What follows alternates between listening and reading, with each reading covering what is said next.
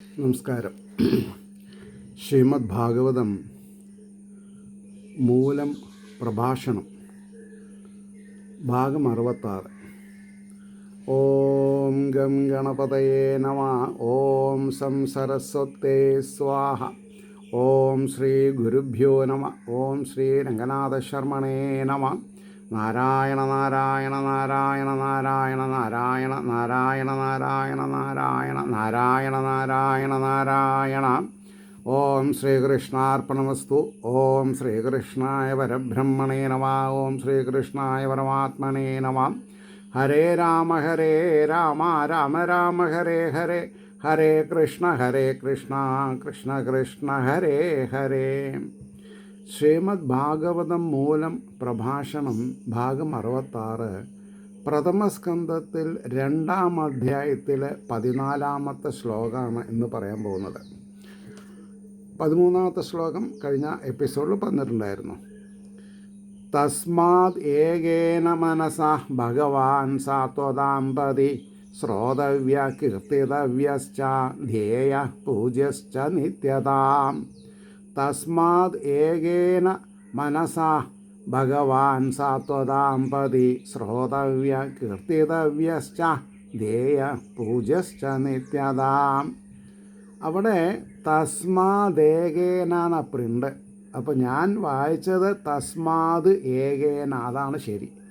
അപ്പോൾ എങ്ങനെ പിരിച്ചു എന്നുള്ളത് ശ്രദ്ധിക്കുക, അല്ലാതെ ടെസ്റ്റിൽ പിന്നെ കറക്റ്റ് ചെയ്യാൻ പാടില്ല. മനസ്സിലായില്ലേ?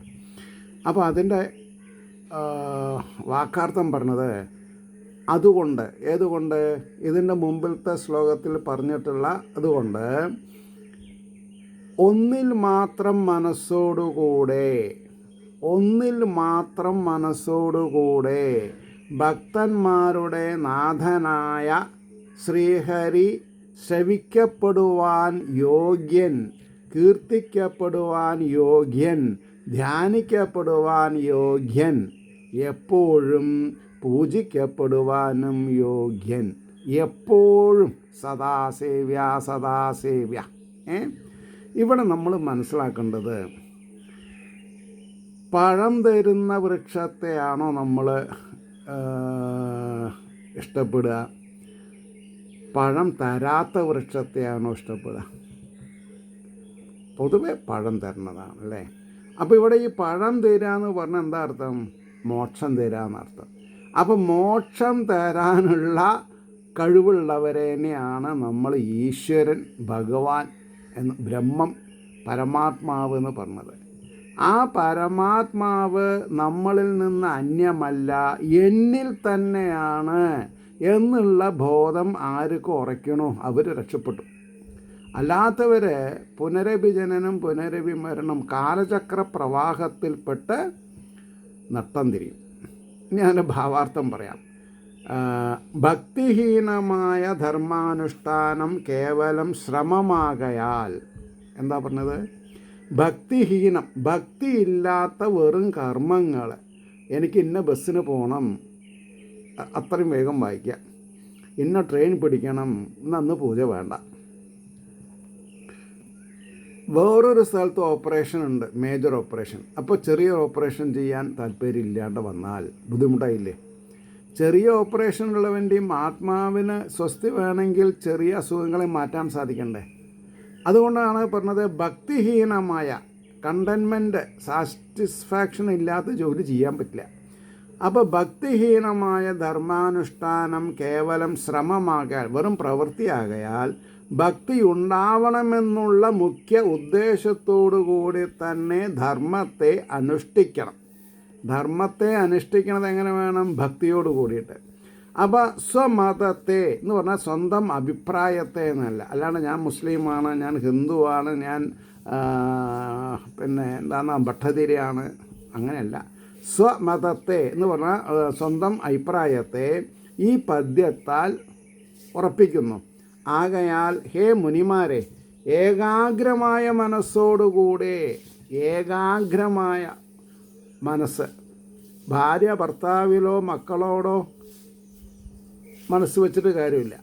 ഭർത്താവ് ഭാര്യയോടോ മക്കളോടോ മനസ്സ് വെച്ച്, ഏകാഗ്രത ആരോടായിരിക്കണം? ഈശ്വരനോട്. ഈശ്വരൻ മാത്രമേ നമ്മളെ രക്ഷപ്പെടുത്തുള്ളൂ. അപ്പോൾ ഏകാഗ്ര മനസ്സോടുകൂടെ ഭക്തന്മാരെ പരമസങ്കടത്തിൽ നിന്ന് രക്ഷിക്കുന്ന പരമസങ്കടം, അതിപ്പോൾ ചിലപ്പോൾ ഇഷ്ടമുള്ളവരുടെ വിയോഗവും. കാരണം എന്താ, അവരിൽ നിന്ന് കിട്ടുന്ന എന്താണെന്നാ പറയുക, ഫലം ഈശ്വരഹിതത്തിന് എതിരാണെങ്കിൽ പിന്നെ എന്ത് ചെയ്യാൻ പറ്റും അല്ലേ? അപ്പം ആരും മരിക്കണമെന്ന് നമുക്ക് താല്പര്യമില്ല. പക്ഷേ ഒരാൾ നരകിക്കണത് കാണുമ്പോൾ ഭഗവാനെ അയാൾക്ക് മോക്ഷം കൊടുക്കണേ എന്ന് പറഞ്ഞത് അയാളെ രക്ഷിക്കണേ എന്നാണ് പറഞ്ഞത്. അപ്പോൾ പറഞ്ഞു, ഏകാഗ്രമായ മനസ്സോടുകൂടെ ഭക്തന്മാരെ പരമസങ്കടത്തിൽ നിന്ന് രക്ഷിക്കുന്ന നാഥനായ ഭഗവാനെക്കുറിച്ച് തന്നെ നിത്യവും കേൾക്കുകയും കീർത്തിക്കുകയും ധ്യാനിക്കുകയും പൂജിക്കുകയും ചെയ്യണം. നിത്യവും കേൾക്കുക, ഭഗവാന്റെ കീർത്തനങ്ങൾ കേൾക്കുക, അത് നമ്മൾ കീർത്തിക്കുക, ഭഗവാനെ ധ്യാനിക്കുക, ഭഗവാനെ പൂജിക്കുക. ഇത് 4 ഇമ്പോർട്ടൻ്റാണ്. അടുത്ത ശ്ലോകം 15. യദനുധ്യാസിനായുക്താം കർമ്മഗ്രന്ഥി നിബന്ധനം ചിന്തന്തി ഗോവിദാസ്തസ്യ കോ നഃ കുര്യാൽ കഥാരതിം. യദനുധ്യാസിന, യത് അനുധ്യാസിന എന്നർത്ഥം വരും. യദനുധ്യാസിന യുക്ത കർമ്മ ഗ്രന്ഥി നിബന്ധനം ചിന്തന്തി ഗോവിദാസ്തസ്യ കോ നഃ കുര്യാൽ കഥാരതിം. അതിൻ്റെ വാക്കാർത്ഥം പറയണത്, യാതൊരുവൻ്റെ അനുധ്യാനമാകുന്ന അസിയോട്, അസി എന്ന് പറഞ്ഞാൽ എന്താ എന്ന് ചോദിക്കുകയാണെങ്കിൽ അസി എന്നുള്ളതിന് വാളയെന്ന് അർത്ഥമുണ്ട്. അപ്പോൾ ഇവിടെ അനുധ്യാനമാകുന്ന അസിയോട് യുക്തരായ വിദ്വാൻമാർ ഗ്രന്ഥിയെ നിബന്ധിക്കുന്നതായ കർമ്മത്തെ ഛേദിക്കുന്നു, വാളുകൊണ്ട് ഛേദിക്കുന്നു. അവൻ്റെ കഥയിൽ രതിയെ ഏതൊരുത്തൻ ചെയ്യുകയില്ല. ഇത് പറഞ്ഞാൽ എന്താ അർത്ഥം? പരബ്രഹ്മത്തെ, പരമാത്മാവിനെ, ഈശ്വരൻ്റെ കഥയെ കുറിച്ച് ഏതൊരുത്തൻ, രതി എന്ന് പറഞ്ഞത് അർത്ഥം താല്പര്യം ഇല്ലാതെ കണ്ടിരിക്കുന്നു, അവൻ്റെ അഹങ്കാരത്തെ ഭഗവാൻ അറിവാകുന്ന വാളുകൊണ്ട് മുറിക്കും. ഇതുവരെയുള്ള പദ്യങ്ങളാൽ ഭക്തിരഹിതമായ ധർമ്മം വ്യർത്ഥപ്രായമാണെന്ന സംഗതിയെ ഉറപ്പിച്ചു. ഈ ശ്ലോകങ്ങളെ കൊണ്ട് ഇതുവരെയുള്ള പദ്യങ്ങളിൽ ഭക്തിരഹിതമായ ധർമ്മം ആക്സെപ്റ്റബിൾ അല്ല. ഭക്തിയുണ്ടോ? നന്നായി. അപ്പോൾ എന്താ ഭക്തി? ഭക്തി എന്ന് പറഞ്ഞാൽ നിരുപദ്രവം, ആരെയും ഉപദ്രവിക്കാതെ ഇണ്ടിക്കുക, അതാണ് ഭക്തി. അപ്പോൾ വ്യർത്ഥപ്രായമെന്ന സംഗതി ഉറപ്പിച്ചു. ഇനി മേലുള്ള പദ്യങ്ങളെ കൊണ്ട് ഭക്തി മുക്തിയെ നൽകും. ഭക്തി എന്തിനെ നൽകും? മുക്തിയെ നൽകും. കാശുണ്ടായാൽ മുക്തി ഉണ്ടാവുമോ? ഇല്ല. പഠിപ്പ് മാത്രം ഉണ്ടായോ? ഇല്ല. അപ്പോൾ ഭക്തി വേണം. അപ്പം ഭക്തി മുക്തിയെ നൽകും എന്നതിനെ വിസ്തരിക്കുന്നു. യാതൊരു ഭഗവാന്റെ സ്വരൂപധ്യാനമാകുന്ന ഖഡ്ഗത്തോടു കൂടിയിരിക്കുന്ന വിദ്വാൻമാർ, ഭഗവാൻ നമ്മൾക്കൊരു ആയുധം തന്നിട്ടുണ്ട്. എന്താണ് ആയുധം? അറിവ്. ഭഗവാനെ പറ്റിയിട്ടുള്ള അറിവാണ് ശരിയായ ആയുധം. അതെന്തിനാണ്? സ്വരൂപധ്യാനം, ഭഗവാനെ ധ്യാനിക്കുക എന്ന ഖഡ്ഗത്തോടു കൂടിയിരിക്കുന്ന വിദ്വാൻമാർ അഹങ്കാരത്തെ വർദ്ധിപ്പിക്കുന്നതായ കർമ്മത്തെ മുറിച്ചു കളയുന്നു. എനിക്കെന്നും എൻ്റേതെന്നും ഉള്ള വ്യവസ്ഥ ഭഗവാൻ ഇഷ്ടമല്ല. അപ്പോൾ ഭഗവാൻ എന്തു ചെയ്യും? അത്തരക്കാരുടെ അഹങ്കാരത്തെ ഭഗവാൻ ഇല്ലായ്മ ചെയ്യും. അപ്പോൾ ഭക്തന്മാരെന്ത് ചെയ്യണം? ഭഗവത് ധ്യാനം എന്ന ഖഡ്ഗം മനസ്സിലുണ്ടാവുന്ന അപച്യുതികളെപ്പറ്റി, അതായത് സ്വയം നശിക്കാവുന്ന കാര്യങ്ങളെ അറുത്ത് കളയണം. അപ്പോൾ പറയുന്നു, ഫലം അനുഭവിക്കുന്നവൻ, ഞാൻ കർമ്മം ചെയ്യുന്നവൻ ഫലം അനുഭവിക്കണം എന്നിങ്ങനെയുള്ള വിചാരത്തെ ക്രമത്തിൽ നശിപ്പിച്ച് യാതൊരു ഭഗവാന്റെ പ്രേരണയാൽ ചെയ്യപ്പെടുന്ന സകല കർമ്മങ്ങളും പുണ്യവും പാപവും എല്ലാം ആ പത്മങ്ങളിൽ തന്നെ സമർപ്പിച്ചും കൊണ്ട് കർമ്മങ്ങളെ അനുഷ്ഠിക്കുന്നുവോ? സുഖദുഃഖങ്ങളാകുന്ന ദ്വന്ദ്ങ്ങളെന്നൊക്കെ ഭഗവത് പദങ്ങൾ വെച്ചാൽ മതി. കാരണം പിന്നെ നമ്മൾ എന്ത് ചെയ്താൽ മതി? ഏകാന്ത ഭക്തി, ഭഗവാനോടുള്ള ഭക്തി മാത്രം നമ്മൾ ചെയ്യാം. അങ്ങനെ വരുമ്പോൾ ആ ഭഗവാന്റെ കഥകളെ കേൾക്കണമെന്നുള്ള ശ്രദ്ധ ആർക്ക് തന്നെ ഉണ്ടാകുകയില്ല, എല്ലാവർക്കും ഉണ്ടാകുന്ന അർത്ഥം. കുറച്ച് ഭാഷാ സ്വാതന്ത്ര്യം ഉണ്ടായാലേ ഇത്തരം കാര്യങ്ങൾ നമുക്ക് മനസ്സിലാവുള്ളൂ. അഹങ്കാരത്തെ നശിപ്പിക്കുവാനുള്ള വാളാണ് ഭഗവത് കഥാരഥി. ഭഗവത് കഥകളിൽ താല്പര്യമുണ്ടാവുക എന്നത് തന്നെയാണ് അഹങ്കാരത്തെ നശിപ്പിക്കുന്നതായ ഖഡ്ഗം എന്ന് പറഞ്ഞ് ആ ശ്ലോകം കഴിച്ചു. ഇനി 16-ാമത്തെ ശ്ലോകം എന്താ പറഞ്ഞത്? ശുശ്രൂഷു ശ്രദ്ധദാനസ്യ വാസുദേവ കഥാരുചി സ്യാൻ മഹൽ സേവയാ വിപ്ര പുണ്യതീർത്ഥ നിഷേവനാത്. ശുശ്രൂഷോ ശ്രദ്ധദാനസ്യ വാസുദേവ കഥാരുചി സ്യാൻ മഹൽ സേവയാ വിപ്ര പുണ്യതീർത്ഥ നിഷേവനാത്. ഇതിൻ്റെ വാക്കാർത്ഥം പറയണത്, പുണ്യങ്ങളായ തീർത്ഥങ്ങളുടെ സേവനം കൊണ്ടും മഹത്തുക്കളുടെ സേവ കൊണ്ടും വിപ്രന്മാരെ ശുശ്രൂഷ ചെയ്യുന്നത് കൊണ്ടും, അവിടെ ശുശ്രൂഷ എന്നുള്ളതിനെ കേൾപ്പാൻ ആഗ്രഹമുള്ളവനാണ്. അപ്പോൾ ഈ വാക്കുകളുടെ അർത്ഥമൊക്കെ അങ്ങോട്ടും ഇങ്ങോട്ടും മാറും. ഞാൻ അച്ഛനെ ശുശ്രൂഷ ചെയ്യണമെന്ന് പറഞ്ഞാൽ അച്ഛൻ്റെ ഉപദേശങ്ങളെ ഞാൻ ഉൾക്കൊള്ളണമെന്ന് അർത്ഥം. അല്ലാണ്ട് അച്ഛനെ ഉറക്കാരുണ്ടായിരുത്തതില്ലേ? എങ്ങനെ? ഒന്ന്, ഞാൻ അച്ഛനെ കെയർ ചെയ്യണമെന്നുള്ള താല്പര്യം അച്ഛനിൽ ജനറേറ്റ് ചെയ്ത് ശാന്തിയും സമാധാനത്തോടും കൂടി ഉറക്കുക. അല്ലെങ്കിലോ വല്ല മയക്കുഗുളിക കൊടുത്തിട്ട് ഉറക്കുക. എന്നിട്ട് തലയുടെ അടിയിലുള്ള താക്കോലെടുത്ത് സേഫ് തുറന്ന് പൈസ എടുത്ത് കൊണ്ടുപോവുക. അതല്ല ശുശ്രൂഷ എന്ന് പറഞ്ഞാൽ അച്ഛൻ്റെ ഉപദേശങ്ങളെ കേൾപ്പാൻ ആഗ്രഹമുള്ളവരായിരിക്കണം. അതേമാതിരി തന്നെ ശ്രദ്ധിക്കുന്നവനുമായ മനുഷ്യന് ഈശ്വരൻ്റെ കഥകളിൽ ശ്രദ്ധിക്കുകയും ഈശ്വര സൂക്തങ്ങളിൽ പരമമായ വിശ്വാസമുണ്ടാവുകയും വേണം. പുരുഷനെ വാസുദേവൻ്റെ കഥയിൽ താല്പര്യം ഭവിക്കും. അതായത് ഈശ്വരൻ്റെ കഥയിൽ താല്പര്യം ഭവിക്കുന്നു പറഞ്ഞു. അതിൻ്റെ ഭാവാർത്ഥം പറയണു.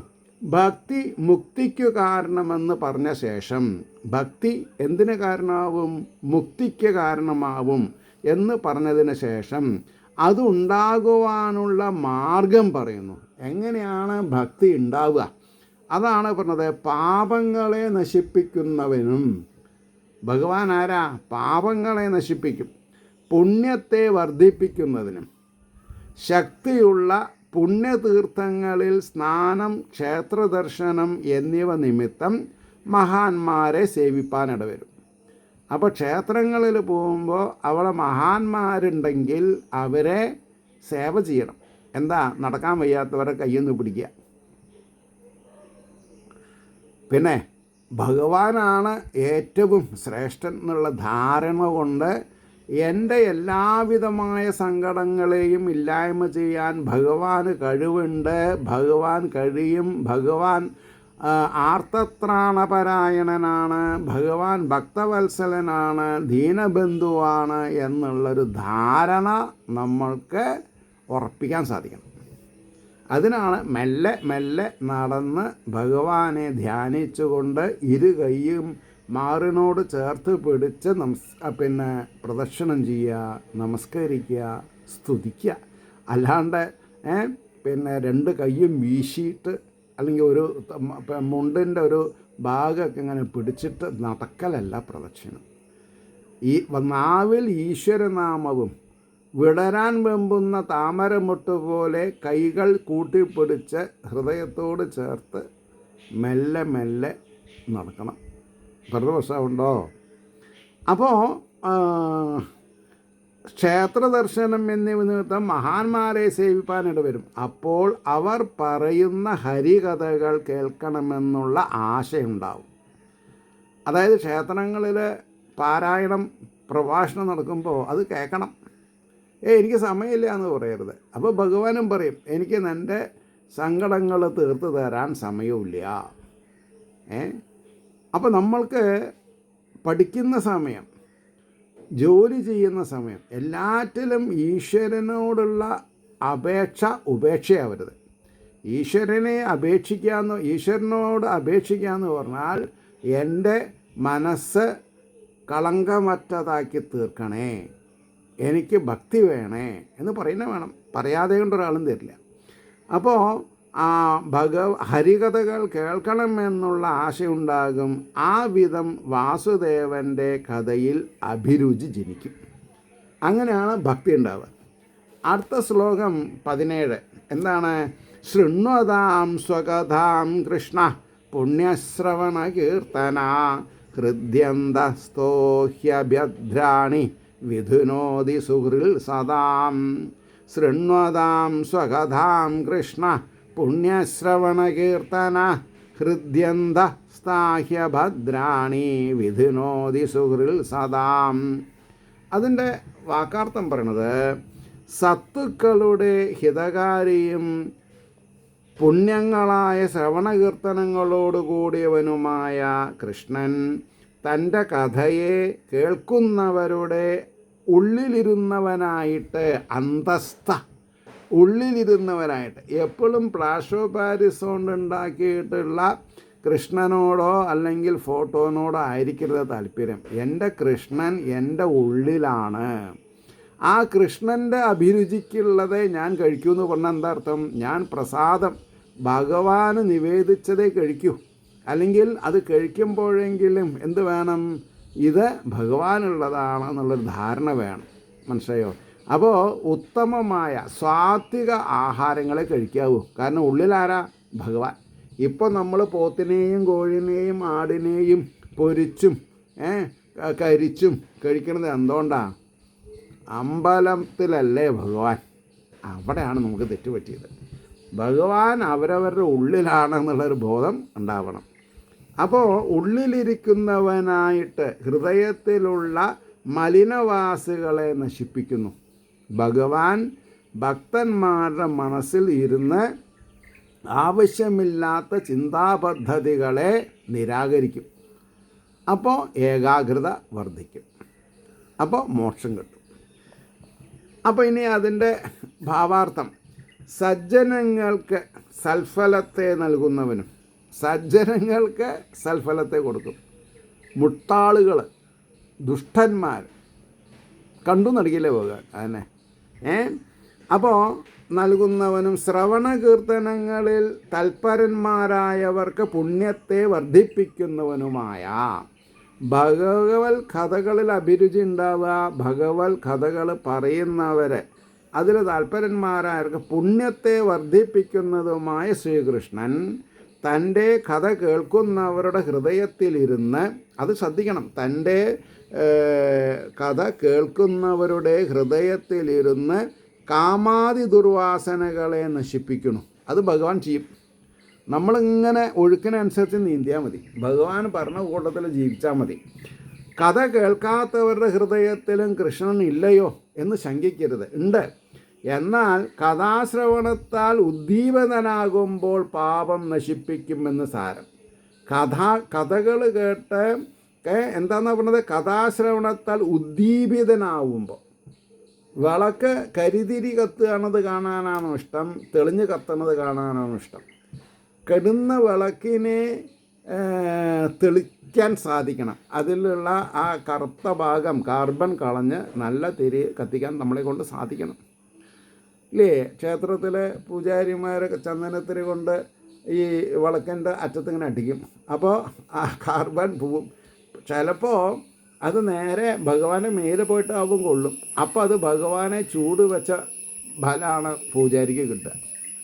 അപ്പോൾ നമ്മളെന്ത് വേണം? വിളക്ക് വയ്ക്കുന്നതിൻ്റെ മുമ്പ് തന്നെ വിളക്കിനെ ഡ്രസ്സ് ചെയ്യണം. പഴയ തിരികളൊക്കെ മാറ്റി പുതിയ തിരികളൊക്കെ കത്തിക്കാൻ സാധിക്കണം.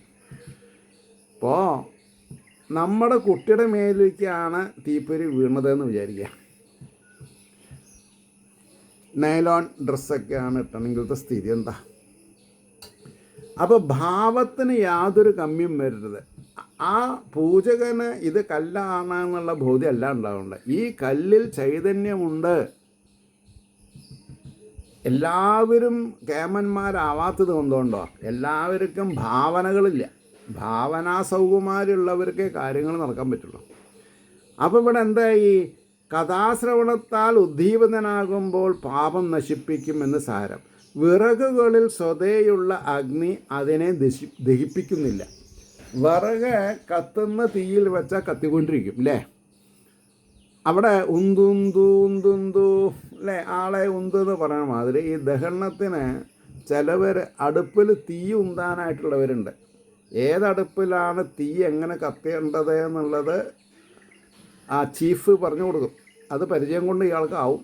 വാങ്ങാറാവുമ്പോൾ തീ വലിക്കണം, അതുവരെ തീയെ കൂട്ടണം. അപ്പോൾ അതേപോലെ ശ്രീകൃഷ്ണ കഥാരതികൾ കേൾക്കുന്നവരുടെ മനസ്സിലുള്ള പാപപങ്കിലമായ അവസ്ഥകളെ ഭഗവാൻ എന്ത് ചെയ്യും? ഉന്തിത്തള്ളി പുറത്തേക്കിടും. ഈ കൃഷ്ണ കൃഷ്ണ കൃഷ്ണ കൃഷ്ണ കൃഷ്ണ കൃഷ്ണ എന്നുള്ള ശബ്ദം എന്താ? കർഷിക്കുന്നവണ്ണ. എന്താ കർഷിക്കണത്? ഭക്തന്മാരുടെ പാപങ്ങളെ കർഷിക്കുന്നവണ്ണാണ് അർത്ഥം. മനസ്സിലായോ? അപ്പോൾ വിറകുകളിൽ സ്വതേ അഗ്നിയുടെ ഗുണമുണ്ട്. പക്ഷേ വിറകുകൾ ഇങ്ങനെ കൂട്ടിയിട്ടാൽ സ്വയം കത്തുമോ? ഇല്ല. എവിടെ നിന്നെങ്കിലും കത്താൻ തുടങ്ങിയാലും അത് മുഴുവൻ കത്തും ചെയ്യും. അതേപോലെയാണ് എൻ്റെയും നിങ്ങളുടെയും ഉള്ളിൽ പരമഭാഗവതനായിരിക്കുന്ന ഭഗവാനുണ്ട്.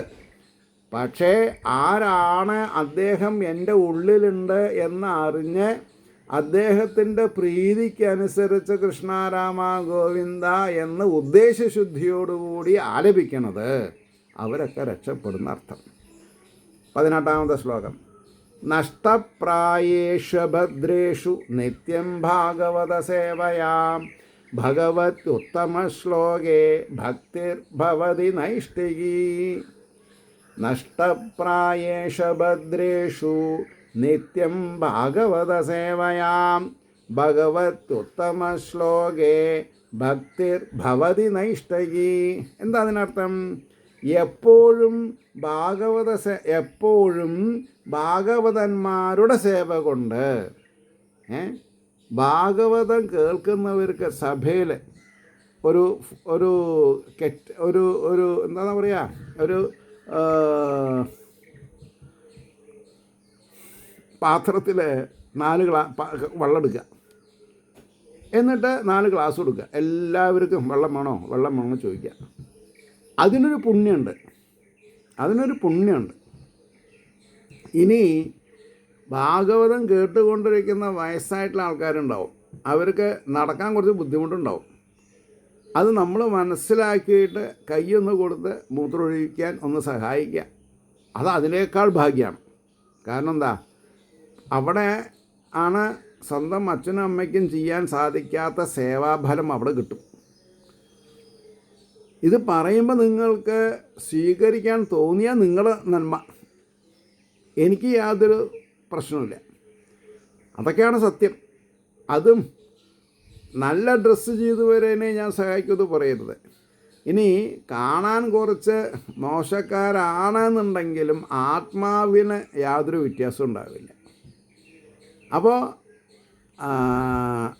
എല്ലാ ഡൗൺ റോഡ് എന്നുള്ള വാക്ക് പറയില്ല ഞാൻ, എന്നാലും പറയാണ്ടിരുന്നാലും നിങ്ങൾക്ക് അർത്ഥം മനസ്സിലാവില്ല. സാഹചര്യങ്ങളുടെ സമ്മർദ്ദം കൊണ്ട് 2 അറ്റവും കൂട്ടിമുട്ടിക്കാൻ സാധിക്കാത്തവരുണ്ടെങ്കിൽ അവരെ ശ്രദ്ധിക്കുന്നതാണ് കൂടുതൽ നല്ല അനുഭവം ഉണ്ടാക്കുക. അപ്പോൾ ഇവിടെ എന്താ ഇതിനർത്ഥം? എപ്പോഴും ഭാഗവതന്മാരുടെ സേവ കൊണ്ട് അമംഗളങ്ങൾ പ്രായേണ നശിക്കുമ്പോൾ, അമംഗളങ്ങൾ എന്ന് പറഞ്ഞാൽ എന്താ? മംഗളം അല്ലാത്തത്. പ്രായേണ കാലം കൊണ്ടേ നശിക്കുള്ളൂ. ഒരു ദിവസം ഒരു സത്കർമ്മം മാത്രം ചെയ്തു, അതൊന്നും ആയില്ല. സത്കർമ്മം ഏതും സത്കർമ്മമായിരിക്കണം. നശിക്കുമ്പോൾ ഉത്തമ ശ്ലോകനായ ഭഗവാനിൽ ഇളക്കമില്ലാത്ത നൈഷ്ഠിക ബ്രഹ്മചാരി എന്ന് പറയുന്ന അർത്ഥം ഇളക്കമില്ലാത്തവൻ,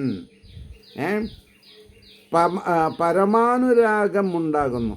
ഭഗവാന് നമ്മളോട് പരമമായ അനുരാഗം ഉണ്ടാകുന്നു. അപ്പോൾ അതിനർത്ഥം പറയാം, ഭാവാർത്ഥം. നിത്യവും ഭാഗവത് ഭക്തന്മാരോടുള്ള ചേർച്ച കൊണ്ടും, നിത്യവും ഒരു വാക്കുണ്ട് അവിടെ അല്ലേ, നിത്യവും ഭഗവത് ഭക്തന്മാരോടുള്ള ചേർച്ച കൊണ്ട്, അല്ലെങ്കിൽ ഭാഗവത ശ്രവണ പാരായണം കൊണ്ടും. ദിവസേന ഭാഗവതം പാരായണം ചെയ്യുക, നിങ്ങളത് കേൾക്കുക, കേട്ട് കളയരുത്. കേട്ട് നിങ്ങൾക്ക് എന്തുണ്ടാവണം, ഒരു അനുഭവ സമ്പത്ത് കൂടണം നിങ്ങൾ, അല്ലെങ്കിൽ കേട്ടിട്ട് യാതൊരു കാര്യമില്ല. അപ്പോൾ പാരായണം കൊണ്ടും ഹൃദയത്തിലുള്ള മാലിന്യവാസനകൾ, എനിക്ക് സമ്പത്ത് കൂടണം എന്ന് വിചാരിക്കുന്നത് പാപമായിട്ടുള്ള വിചാര. അതിനുവേണ്ടി പ്രവർത്തിച്ചോളൂ, പക്ഷേ ഈശ്വരാർപ്പണമായിട്ട് വേണം പ്രവർത്തിക്കാൻ. അപ്പോൾ മലിനവാസനകൾ എന്ന് പറഞ്ഞാൽ എന്താ, മാലിന്യം ഉള്ള കൂമ്പാരത്തിൻ്റെ അടുത്ത് കൂടെ ഉള്ള നടത്തല്ല. അവരവർ ചെയ്യാൻ പാടില്ലാത്തത്, അരുതാത്തത്, മറ്റുള്ളവർക്ക് ദ്രോഹത്തെ ഉണ്ടാക്കുന്ന കാര്യങ്ങളെന്ന് അർത്ഥം പറയണം. അപ്പോൾ മലിനവാസനകൾ സാമാന്യവും നശിക്കുമ്പോൾ ഹൃദയത്തിലുള്ള അന്ധകാരത്തെ നശിപ്പിക്കുന്ന യശസ്സോടുകൂടിയ ശ്രീ വാസുദേവനിൽ ഇളക്കമില്ലാത്തതായ ഭക്തി ജനിക്കും. വാട്ട് മേ കം, എന്ത് തന്നെ വന്നാലും എനിക്ക് പ്രശ്നമില്ല എന്നൊരവസ്ഥ എനിക്ക് എത്താൻ സാധിക്കണം. കാരണം ഞാൻ നന്മ മാത്രമേ പ്രതീക്ഷിച്ചിട്ടുള്ളൂ, ഞാൻ നന്മ മാത്രമേ ചെയ്തിട്ടുള്ളൂ. അപ്പോൾ അതിൽ നിന്നുണ്ടാവുന്ന വൈരുദ്ധ്യങ്ങൾ എന്നെ ബാധിക്കില്ല. അപ്പോൾ അങ്ങനെ ഇരിക്കുമ്പോഴാണ് ഹൃദയാന്ധകാരത്തെ നശിപ്പിക്കുന്ന യശസ്സോടുകൂടിയ ശ്രീ വാസുദേവനിൽ ഇളക്കമില്ലാത്ത ഭക്തി ജനിക്കും. ജ്ഞാനം അനുഭവത്തിൽ വരുമ്പോൾ, അറിവ് അനുഭവത്തിൽ വരണം, മറ്റുള്ളവരെ കാണിക്കാനുള്ളതല്ല. ഇപ്പോൾ ഞാൻ ആഗ്രഹിക്കണത് നടക്കണില്ല, അത് വേറൊരാളുടെ ദയാദാക്ഷിണ്യം കൊണ്ട് നടക്കുമ്പോൾ എൻ്റെ ഉള്ളിലുള്ള ഭക്തി പൂർണ്ണതയെ പ്രാപിക്കണു എന്നുള്ളൊരു ധാരണ എനിക്കുണ്ടാവണം. എന്നിട്ടോ വേറൊരാളെ മനസ്സിൽ ബുദ്ധിമുട്ടുകൾ കരുതുന്നത് മനസ്സിലാക്കി ആ ബുദ്ധിമുട്ടുകളെ തീർക്കത്തക്ക വിധത്തിൽ ആ വ്യക്തിക്കൊരു ഉപകാരം ചെയ്യുമ്പോൾ നമ്മുടെ ഉള്ളിലുള്ള ഈശ്വരൻ അയാളെ അനുഗ്രഹിക്കുകയാണ്. അപ്പോൾ അയാളുടെ ഉള്ളിലുള്ള ഈശ്വരൻ ഞാൻ ഈ പ്രതിസന്ധി ഘട്ടത്തെ തരണം ചെയ്യാൻ ശ്രമിക്കുമ്പോൾ ഇങ്ങനെ ഒരു ആനുകൂല്യം ഉണ്ടാവുന്നത് ഈശ്വരീയതയാണെന്ന് വിചാരിക്കും. അപ്പോൾ ശരിക്കും പറഞ്ഞാൽ എല്ലാം ഈ വിചാരധാരകൾ പോസിറ്റീവായാൽ മതി എന്നർത്ഥം. അപ്പോൾ അമംഗളങ്ങൾ നിശേഷം നശിക്കും, ശ്രവണാദികൾ കൊണ്ട് മിക്കതും നശിക്കും.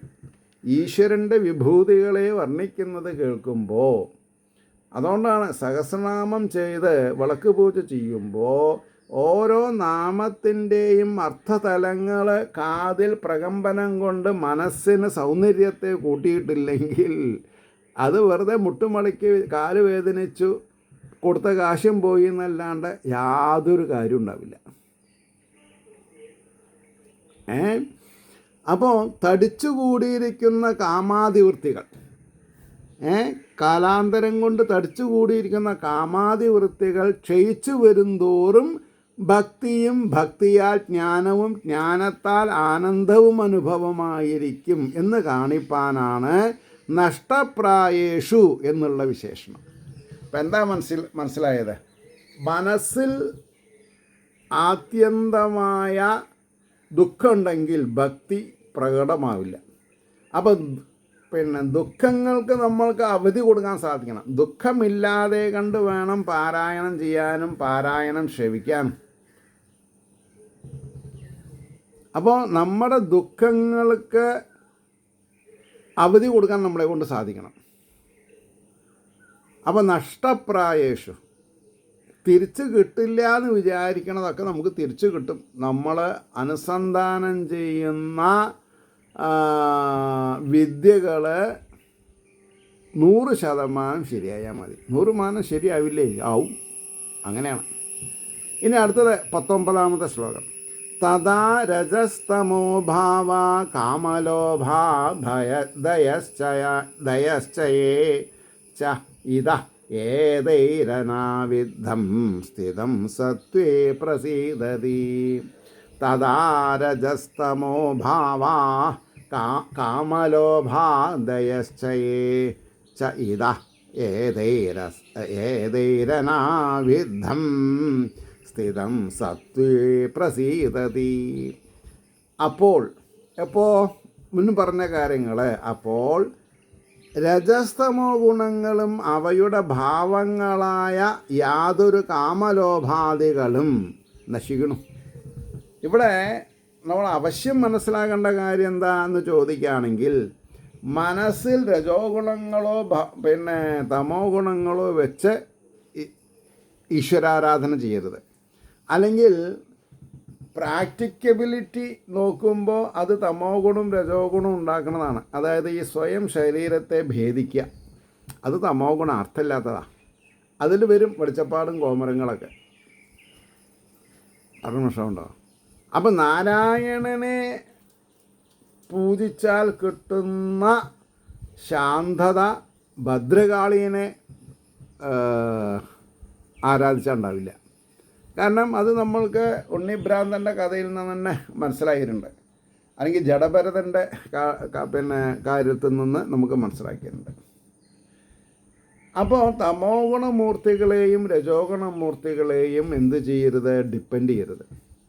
നമ്മുടെ ഉള്ളിൽ സാത്വിക ഗുണനിധിയായിരിക്കുന്ന പരബ്രഹ്മസ്വരൂപമായിരിക്കുന്ന ഭഗവാൻ ശ്രീ ഹരി വിളയാടുമ്പോൾ നമ്മൾ എന്തിനാണ് തമോ ഗുണപ്രധാനികളും രജോ ഗുണപ്രധാനികളായിട്ടുള്ള മൂർത്തികളിൽ വിശ്വസിക്കുന്നത്?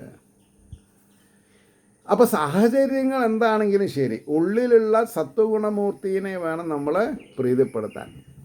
അപ്പോൾ ഞാനൊരു ഇത് പറയാം. മഹാവിഷ്ണു പ്രീത്യർത്ഥം വിഷ്ണു സഹസ്രനാമം ചെയ്യുന്ന ഒരാൾ ഇത് ശ്രീകൃഷ്ണ സഹോദരിയാണ് ഭദ്രകാളി എന്നുള്ള നിലയ്ക്ക് അതിനെ വണങ്ങിയാൽ മതി. അതാണ് അതിൻ്റെ വിദ്യ. കാരണം അവർക്ക് മോക്ഷം തരാനുള്ള കഴിവില്ല. അമ്മത്തമ്പുരാട്ടിക്ക്, ഭദ്രകാളി അമ്മത്തമ്പുരാട്ടിക്ക് എന്ന് തന്നെ പറയണം. മനസ്സിലായില്ലേ? അപ്പോൾ ഇവിടെ എന്താ പറഞ്ഞത്? അപ്പോൾ ഈ രജസ്തമോ ഗുണങ്ങളും അവയുടെ ഭാവങ്ങളായ യാതൊരു കാമലോഭാദികളും നശിക്കുന്നു. ഇവയാൽ സ്പർശിക്കപ്പെടാത്തതും, അതായത് കാമക്രോധ മത മത്സര ലോഭ ഭയാദികളാൽ സ്പർശിക്കപ്പെടാത്ത സത്വത്തിൽ, സത്വം എന്ന് പറഞ്ഞാൽ വ്യക്തികൾ, സത്വം എന്ന് പറഞ്ഞാൽ വ്യക്തികൾ, നിലനിൽക്കുന്നതായ മനസ്സ്, ചേത എന്ന് പറഞ്ഞാൽ അവിടെ മനസ്സെന്നർത്ഥം, പ്രസാദിക്കുന്നു. അപ്പോൾ നമ്മുടെ മനസ്സ് പ്രസാദിക്കണമെന്നുണ്ടെങ്കിൽ നമ്മൾ ഓരോരുത്തരും എന്ത് ചെയ്യണം? അവരവരുടെ ഉള്ളിലുള്ള തമോ ഗുണപ്രധാനമായ കാര്യങ്ങളും രജോ ഗുണപ്രധാനമായ കാര്യങ്ങളും നിർത്തിവെച്ച് സദാസമയത്തും സ്വാത്വിക ഗുണത്തെ വർദ്ധിപ്പിക്കുന്നതായ നല്ല കാര്യങ്ങൾ മാത്രമേ ചെയ്യാവൂ. ഇതാണ് ഇതിൻ്റെ ബേസ്. മനസ്സിലായില്ലേ? അത് കഴിഞ്ഞ് അടുത്ത ശ്ലോകം 20. അപ്പോൾ അതിൻ്റെ ഭാവാർത്ഥം പറഞ്ഞിട്ടില്ല, അത് പറയാം. അപ്പോൾ ഭക്തിക്ക് ഇളക്കമില്ലാതാകുമ്പോൾ രജസ് തമസ് എന്ന ഗുണങ്ങളും അവയിൽ നിന്ന് ജനിക്കുന്ന അമംഗളങ്ങളായ കാമലോഭാദി വികാരങ്ങളും നശിക്കും.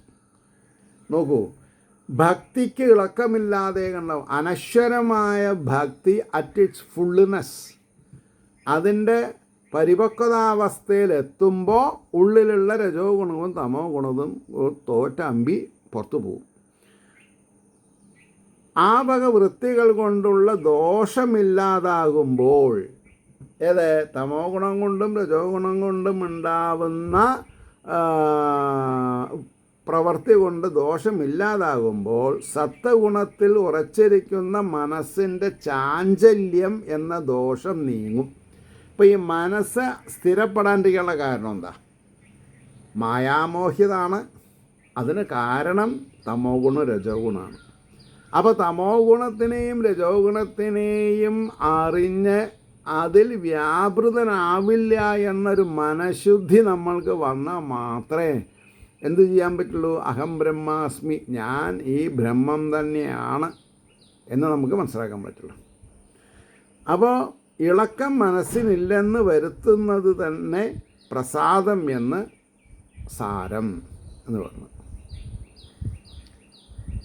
അവിടെ നിർത്താം. 20ാമത്തെ ശ്ലോകം അടുത്ത എപ്പിസോഡിൽ പറയാം. ഏവർക്കും ശ്രീഹരിയുടെ അനുഗ്രഹാശിസ്സുകൾ നിർലോഭം ഉണ്ടാവട്ടെ എന്ന് പ്രാർത്ഥിക്കുന്നു.